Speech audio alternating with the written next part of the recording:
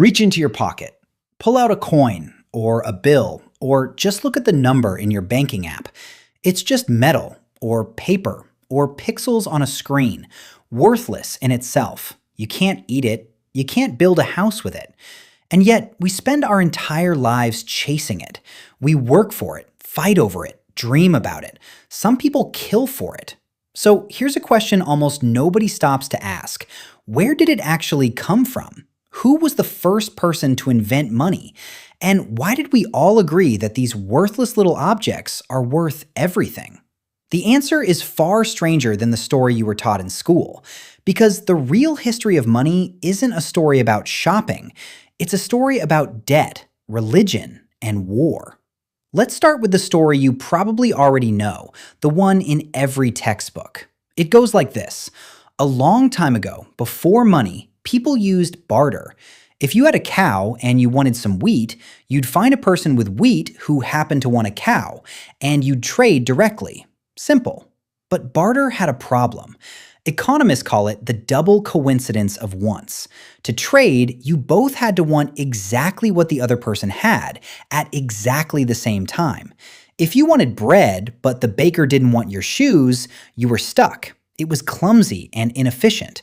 So, the story goes, humans invented money to fix this. A single thing everyone would accept, so you'd never get stuck again. Money as the clever solution to the mess of barter. It's a clean, logical story. It's in economics textbooks all over the world. There's just one problem with it. It's probably not true. Here's the strange part. When anthropologists went looking for these barter economies, the ones that supposedly existed before money, they couldn't find them. Anywhere. Not in the historical record, not in any society studied around the world. One anthropologist, Caroline Humphrey, put it bluntly. No example of a pure barter economy has ever been described. Ever. People did barter sometimes, but usually with strangers or enemies, people they didn't trust. Within a community, humans didn't trade cow for wheat at all. They did something much more interesting. They kept track of who owed what. Imagine a small ancient village.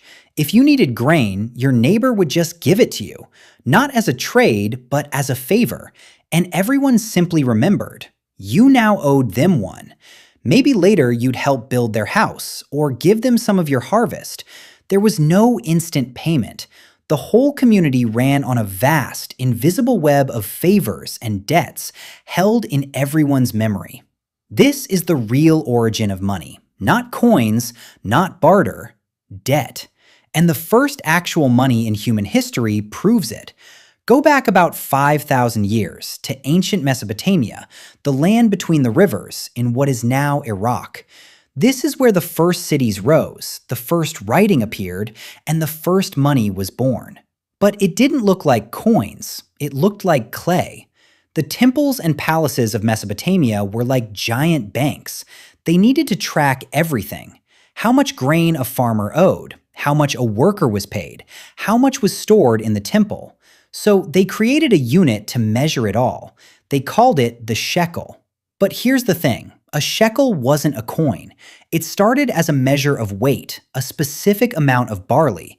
It was a unit of account, a way to write down debts.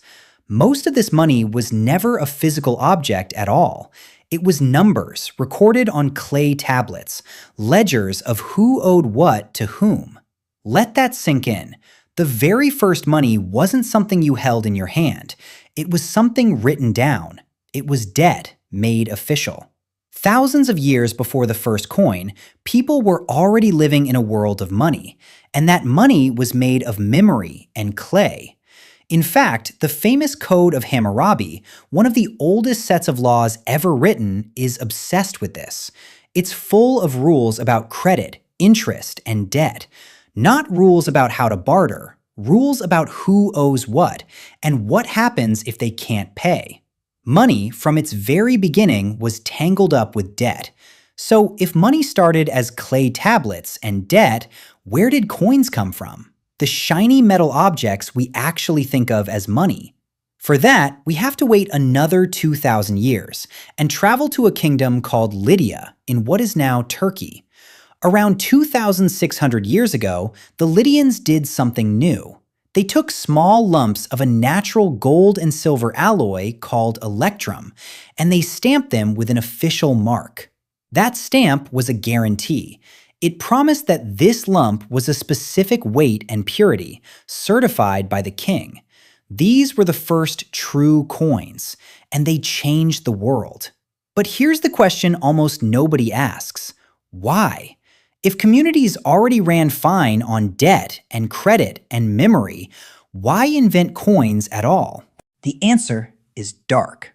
And it's the reason money is so tangled up with power. The answer is soldiers.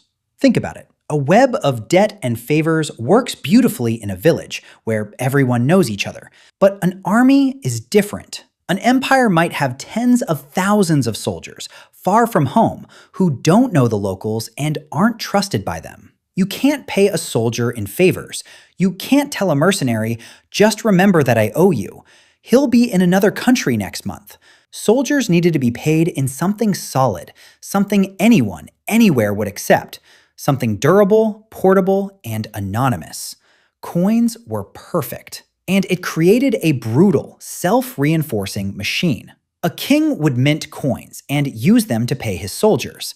Then he would demand that all his conquered people pay their taxes back to him in those same coins. Suddenly, everyone in the empire needed to get hold of the king's coins to pay their taxes. The only way to get them was to sell food, supplies, and services to the very soldiers who were occupying them. The army fed itself. The coins paid the soldiers. The taxes forced the people to feed the soldiers to get the coins. Money and military power became locked together. From the very start, coins weren't really invented for shopping. They were invented for war.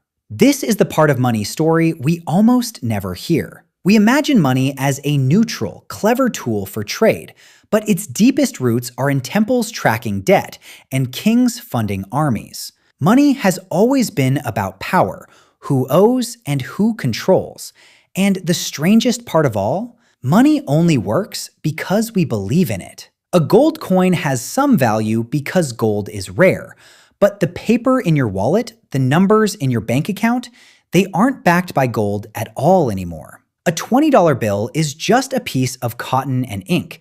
It's worth $20 for exactly one reason, because everyone agrees that it is. Money is, in the end, a shared story, a collective act of imagination.